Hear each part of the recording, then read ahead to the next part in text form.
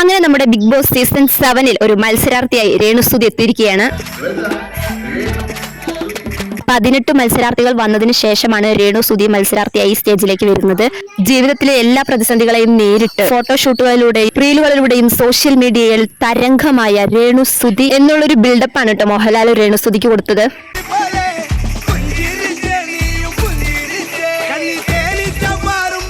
ഒരുപാട് നെഗറ്റീവ്സിനെ എതിർത്ത് അതിനെയൊക്കെ പിന്തള്ളിക്കൊണ്ടാണ് നമ്മുടെ രേണുസുതി എന്തായാലും ബിഗ് ബോസിൽ എത്തിയിരിക്കുന്നത്. അത് അവരുടെ വിജയം തന്നെയാണ്.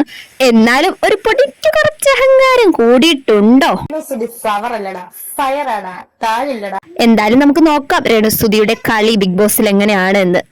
രേണുസുതി സ്റ്റേജിലേക്ക് വന്നത് മോഹൻലാൽ പറയുന്നത് ഇങ്ങനെയാണ് കേട്ടോ, എവിടെ നോക്കിയാലും ഫോൺ തുറന്നാൽ ഇപ്പോൾ രേണുസുതി ആണല്ലോ എന്നാണ് കേട്ടോ. അപ്പൊ രേണുസുതി പറയുന്നതും അതെ കേട്ടോ, കുറച്ച് വൈറലായി നിൽക്കുകയാണ് ഇപ്പോ എന്നാണ് പറയുന്നത്. എന്തായാലും നമുക്ക് നോക്കാം. ഒരുപാട് നെഗറ്റീവ്സും ട്രോളുകളും എല്ലാം സഹിച്ച് എല്ലാത്തിനെയും പിന്തള്ളിക്കൊണ്ട് തന്നെയാണ് നമ്മുടെ രേണുസുതി എന്തായാലും ഇവിടെ വരെ ബിഗ് ബോസ് എന്ന ഒരു വലിയ പ്ലാറ്റ്ഫോമിൽ എത്തി നിൽക്കുന്നത്. അപ്പൊ എന്തായാലും നമുക്ക് നോക്കാം. രേണുസുതി എന്തായാലും ബിഗ് ബോസിലേക്ക് വരുമ്പോൾ നമ്മുടെ സുധിച്ചേട്ടൻ ഉപയോഗിച്ചിരുന്ന ഒരു ബാഗ് കേട്ടോ, അതാണ് ആള് കയ്യിലെടുത്തിരിക്കുന്നത്.